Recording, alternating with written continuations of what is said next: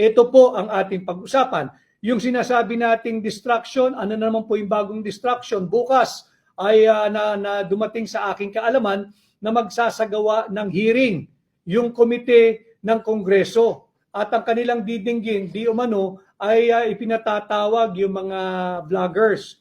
Maraming vloggers ito, mahigit 30 ito eh. 39 or 40 or 41 vloggers yata ang ipinatatawag. At alam mo ninyo, bukas po ang ating prosecutor's office. Bukas po yung ating mga korte. Kung sa tingin niyo naman na siya ay naagrabyado dahil sa isang vlog o public discourse ng sino mang vlogger, yung vlogger o hindi lang vlogger ito ito po ay miyembro ng tinatawag nating new media. Yung ating mga kasama sa social media na may vlog po sila, may kanya-kanyang platform or channel. Alam mo ninyo, kung sa tingin ninyo kayo nasaktan o naagrabyado na mga miyembro ng new media, bukas po ang mga remedyo sa ilalim ng Revised Penal Code at ng ating special law. Sampahan ninyo ng libel, sampahan ninyo ng cyber libel, sampahan ninyo ng damages or danyos. Subalit, malinaw po sa napakaraming desisyon ng Korte Suprema. Ang mga public officials ay hindi po nararapat na balat sibuyas. Kung kayo po'y pinupuna, karapatan lang po punain ng sambayan ng Pilipino ang inyong mga actuations, ang inyong behavior, ang inyong conduct, and the way you carry yourself in public. Sapagkat kayo po'y pasahod mula sa buwis ng sambayan ng Pilipino. Hindi po kayo dapat balat sibuyas. And ako ho ay nakasuporta at nakikisa sa mga vloggers na may hearing po yata o may gagawing pagdinig bukas. Tatandaan lang po ninyo, you have to just invoke Article 3, Section 4 of the Constitution. Ang linaw po dyan eh. Yung provision na yan starts in the negative. No law, walang batas ang maaaring ipasa na siyang kikitil, maglilimita o pipigil sa ating kakalayaang magsalita, magpahayag o magbalita. Malinaw po yan, Article 3, Section 4, i-invoke nyo po yan. And alam ko may mga abogado kayo, banggitin din po ninyo na siguro mag-file ng isang motion sa Korte Suprema na aksyonan yung inyong hinihingi dyan sa inyong petisyon sapagkat meron na namang apparently gagawing pagdinig bukas at kayo ay pinagpapaliwanag bakit kayo ay hindi dapat i-cite in contempt. Even yan, i-cite din po ninyo. Alam ko, ang abogado ninyo, matinik yan. Kilala kong personal, si Attorney Silvestre Bebot Bello. Magaling yan. Sabihin ninyo sa kanya na ipaalala rin na yung Article 3, Section 12 ng ating saligang batas. Malinaw po dyan eh. No torture, force. Di bali na ho yun. Walang torture, walang force. No torture, force, violence, intimidation, or threat shall be imposed upon the person of anybody that shall vitiate his or her will. Malinaw po ang Article 3, Section 12 dyan. Si one politician, Attorney Vic, sabi ni kung ito daw po ay invitation, pero bakit po kailangan mag-show cause or kung hindi naka-attend or hindi nila nagustuhan ng rason na absent yung inimbita nila. Kaya nga po, ipaliwanag lang ninyo. Pwede namang sulat yan that there is a pending petition before the Supreme Court. At hindi pwedeng pangunahan yan dahil nag-file na nga ho kayo ng kaso sa Supreme Court. Humihiling na kayo ng remedyo sa Korte Suprema. Dapat yan ay respetuhin din ng judiciary ng legislative department. At paalala nyo rin ho sa kanila yung Article 3, Section 12 that there shall be no force or threat or violence, intimidation or threat na pwede pong no torture, force, violence, intimidation or threat. Bawal po iyan. Yung violence, malinaw po yan. Yung violence, so hindi lang physical violence. Nandiyan po yung psychological violence, emotional violence. Hindi ba? Nandiyan yan eh. Yung inyong financial violence, economic violence. Imaginein mo, kung ikay sinight ng in contempt, ikay idinitin ng halimbawa lang, 2 linggo hanggang 1 buwan. Hindi ba economic or financial abuse or violence yan? paano ka kikita? Paano ka kakain? Paano ka magbabayad ng iyong mga utilities? So, malinaw sa ating saligang batas, i-invoke niyo po iyan. That there shall be no torture, force, violence. Marami po yung violence, hindi lang physical. Emotional, intellectual, psychological violence, nandyan po lahat yan. Intimidation, hindi ba intimidation yun?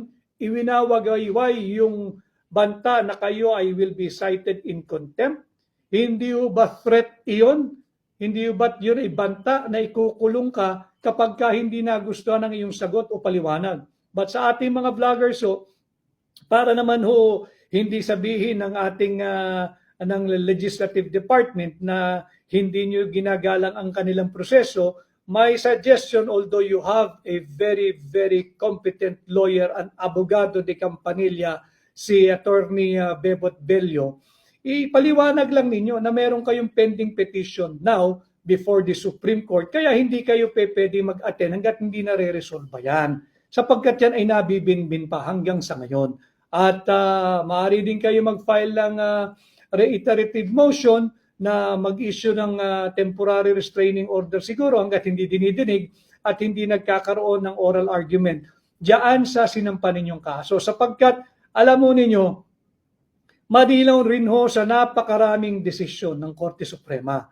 Samantalang karapatan ng Legislative Department na magkaroon ng pagdinig, dapat ito'y investigation in aid of legislation. But the problem lies now, malinaw sa ating saligang batas, Article 3, Section 4, no law shall be passed abridging the freedom of speech, expression, or of the press. Malinaw yun. It starts in the negative, no law. Walang batas. So anong didinggin mo? That will be in aid of legislation. Yung sinasabing baka may pang-aabuso, bukas ang libro ng Revised Penal Code sa libel. Andyan din yung ating civil code para pag damages. So kung merong nasasaktan o sa tingin nila ay agrabyado sila, bukas ang ating prosecutor's office, sa mga piskalya, bukas ang ating korte. At paalala, sa lahat ng mga nasa gobyerno, whether ikay elected or appointed, malinaw din sa ating mga jurisprudence o yung mga actual decided cases ng Korte Suprema na hindi kayo dapat balat sibuyas dahil bilang mga lingkod bayan, ang inyong sinasahod ay nagmumula sa buwis ng ordinaryong Pilipino. Ang tingin ko po dito, yung sinasabi nga nating distraction. Dahil gustong masikil ang karapatan ng Pilipino sa isang malayang pagpapahayag, nariyan yung pressure na patawag yung mga vloggers. Sapagkat kung mapapansin ninyo, hindi naman pinag-uusapan na ito sa traditional media. Yung mga miyembro na lamang ng social media o yung new media ang nagtatalakay at nagdidiskurso nito. Kaya wag po tayong pumayag na sila'y patahimikin. Ito po ay, for me, it's an assault on press freedom. This is an assault on free speech. Again, what is my basis? You just have to read over and over and over again Article 3, Section 4 of the Constitution na nagsisimula sa negative. No law shall be passed abridging the freedom of speech, expression, or of the press. Ang linaw. Ang linaw. Malinaw na pinag-uutos at pinagbabawal ng ating saligang batas yan. Ngayon, ang problema sa mga miyembro ng Kongreso, meron na rin yung desisyon ng ating Korte Suprema, ang dami na na hindi kayo pwedeng mag-aktong prosecutor, police, investigador, tapos kayo rin ang huhusga bilang hukom. Bawal po yun. Ang investigasyon po, wala po kayong kapangyarihan na sabihin kung merong naganap na krimen at ano yung mga naganap na krimen. Pangalawa, kung sino-sino yung dapat idemanda at panagutin sa sinasabing krimen o naganap na krimen. Pangatlo, lalong wala silang kapangyarihan i-identify yung papel ng bawat isa sa inaakusahan. At higit sa lahat, wala silang karapatang sabihin kung sinong guilty o hindi guilty dahil hindi sila korte. Hindi sila korte. Malinaw po yan, jurisprudence na po yan na desisyonan na. Yang kasong yan ng matagal na panahon ng ating Korte Suprema. Muli raw ipinatatawag ng Kongreso bukas ang ilan sa mga DDS vloggers at social media personalities na di umano'y nagpapakalat daw ng fake news at funded daw ng POGO o anumang masasamang organisasyon. Ayon kay Attorney Vic, maaaring hindi umattend ang mga pinatawag na DDS vloggers o social media influencer ng Kongreso dahil may pending petition pa sa Supreme Court na hanggang ngayon ay hindi pa nare-resolba. Sinabi din ni Attorney Vic na siya ay nakasuporta at nakikiisa sa mga vloggers. Siya din ay nagbigay ng ilang mga tips kung ano ang mga dapat gagawin, mga hakbang, bago pumunta ang mga vloggers. Ano ang opinion nyo dito mga kababayan? Isa nga ba talaga itong distractions para mapagtakpan ang mga naglalakihang issue ng bansa? Para sa buong video, bisitahin po natin at i-follow natin ang Facebook page ni Attorney Vic Rodriguez para updated tayo sa mga latest news ng ating bansa. At huwag din po natin kalimutan sa darating na eleksyon, number 56 po sa balota, Attorney Vic Rodriguez, dahil posible po ang pagbabago. Muli maraming salamat mga kababayan at i-comment nyo dyan sa baba kung kayo ay may mga opinion, suggestion upang talakayin po natin to sa susunod nating update. Muli maraming salamat at mag-ingat po kayo palagi. God bless.